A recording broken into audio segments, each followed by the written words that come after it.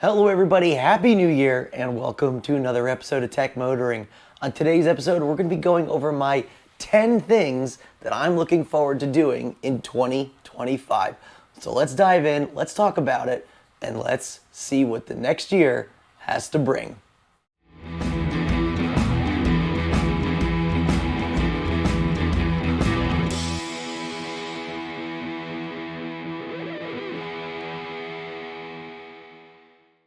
All right, everybody. Well, Paul here with another episode of Tech Motoring. I was going to shoot this like a week ago and get it out right before the holiday. Unfortunately, my voice was even worse condition last week, so I pushed it off till this year. Or pushed it off to this week, I should say, which is in the new year. So Happy New Year. Welcome to 2025. And today I want to kind of go over, I want to start the new year with the 10 things that I want to do related to this channel, obviously, in 2025. So this could be 10 things that I'm looking to do, 10 things that I'm looking forward to, or maybe 10 things that I'm hoping to accomplish in 2025. So we're gonna get through this kind of quick since my voice only has so long. So let's go ahead and jump through my top 10 things to do in 2025. Now, right before we do that though, real quick, I want to thank everybody very much for an awesome 2024. Tech Motoring has grown even more, and I've gotten opportunities to do more and different and better things in 2024, which has been a fantastic, it's been a great ride for me and for the channel, and being able to do these new, different, and interesting things, and kind of being able to bring you along with me has been an absolute pleasure. So thank you very much for doing that and making this all possible. So thank you very much. If you're interested in supporting the channel, I also launched memberships this year. So something a little different than subscriptions. Memberships actually allow you to pay a couple bucks a month to help support the channel. If it's something you're interested in doing, if you'd like to help the channel more, of course, I'll always ask you to subscribe to the channel. Make sure you hit that like button. Make sure you share the channel, of course. But if you wanted to go one step further and help the channel, please think about becoming a member of the channel. You can click that little join button down below the video. That'll bring you to a brief blip of what a membership has to offer. We have a couple different tiers, and it's just one more thing to allow this channel to grow and expand into 2025. I'd like to thank all my members going into this year as well. So thank you very much for being a member of Tech Motoring. So let's dive into my 10 things that I want to do in 2025 that I'm looking forward to doing or just wanting to accomplish or whatever the case may be. So let's start with number 10. Number 10, get a haircut.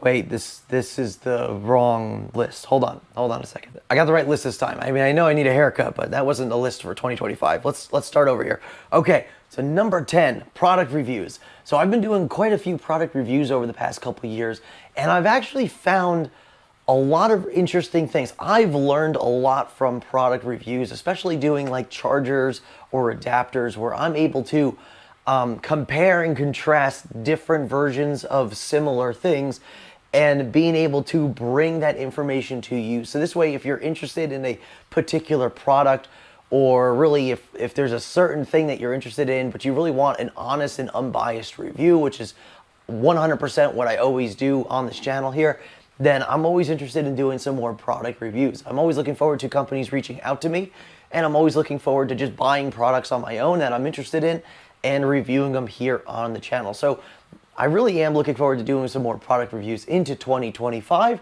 We'll see what happens with that, but I really do find a lot of interest in doing some product reviews, and I hope you do too. So let's jump to the next one. Number 9. So electricity changes. And what I mean by that is my personal changes in electricity for my household. So as some of you may know, we have solar on our roof. We just got our power walls a little over 1 year ago. I recently did a video about my 1-year experience.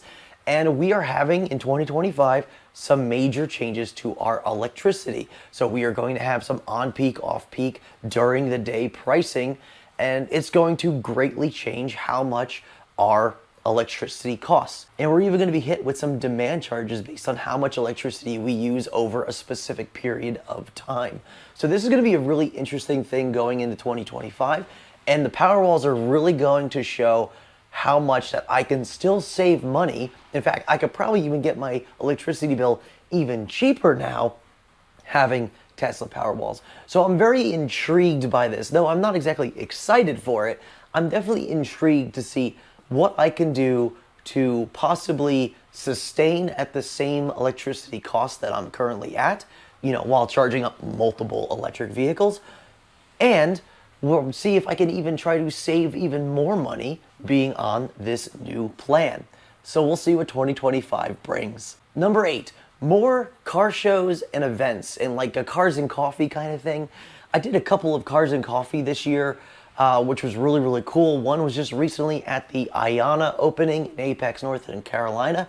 And I thought that was a really cool thing, when you're opening up a big charging station like that, and you really want a lot of people there to represent it and to talk about it and to share it on social media.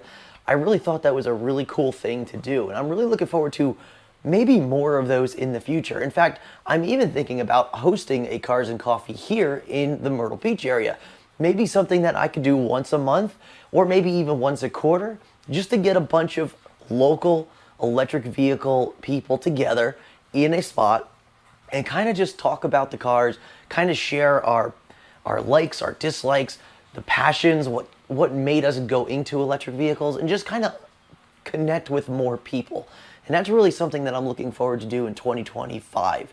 And that'll actually kind of creep on to the next number here in just a second. Number 7, DC fast chargers in Myrtle Beach. Now, if you followed the channel for the last couple of years, you'll know that we've actually gained a couple of DC fast charging spots here. It's very rare. We've only gained maybe a couple over the last couple of years, but it's still more than what we had. Now, the cool thing is, earlier this year, we actually discovered that Electrify America is actually bringing a Electrify America DC fast charger here to Myrtle Beach, which is awesome to see.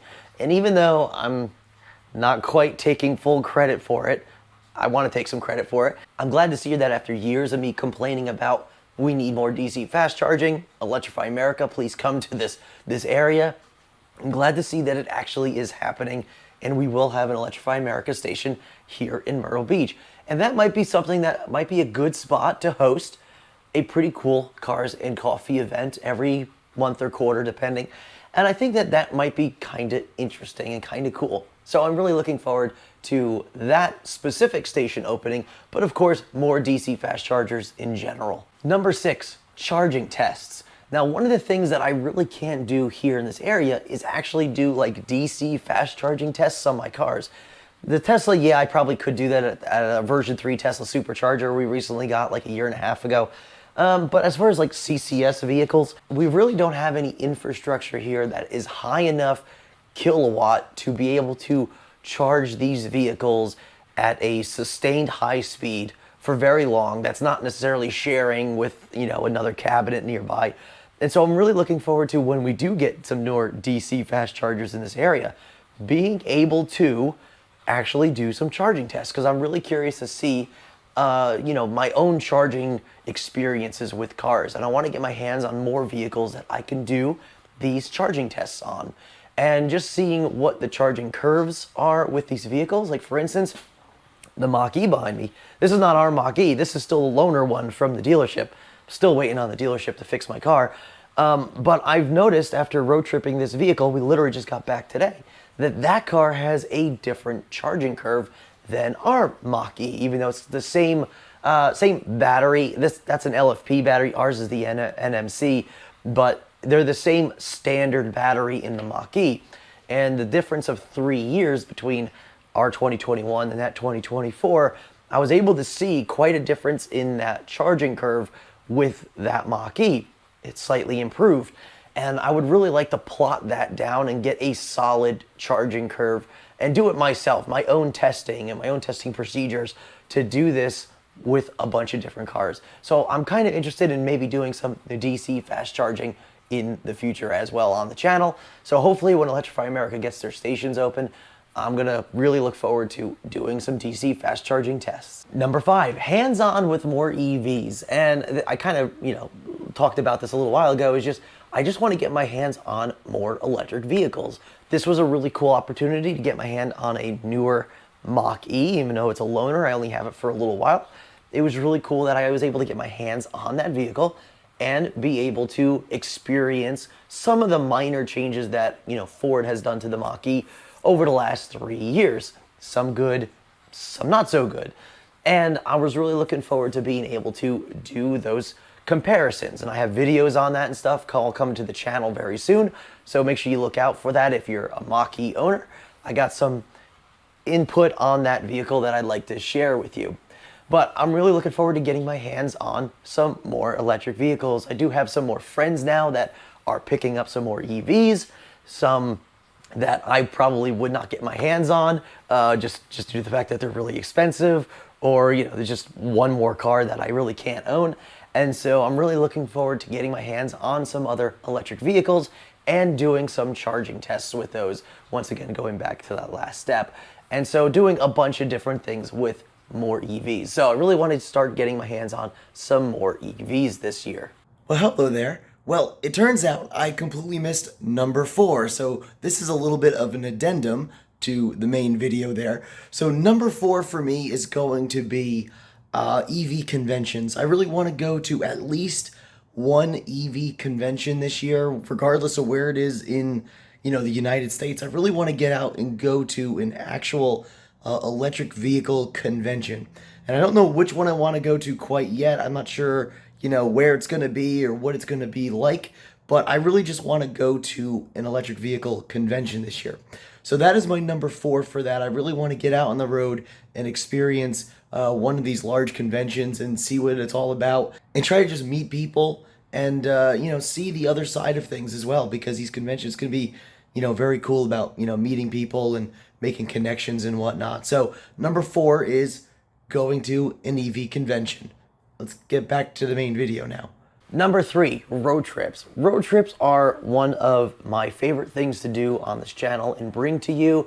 And even though a lot of people don't really watch the videos, I have so much fun doing the road trips, editing the road trips, getting it out to you, and hopefully you have a little bit of fun and enjoyment watching them, as we did actually taking the road trip. And I love road tripping any of our electric vehicles, really, and I just love the experience of being able to go to different places with different electric vehicles, experience the process and the differences between, let's say road tripping the Model 3 versus the Mach-E, but going to the same spot and seeing how it differs between the charging infrastructure and just, the speed in which we got there, just due to the fact that how fast did the cars charge. And so I'm really looking forward to doing more road trips in 2025.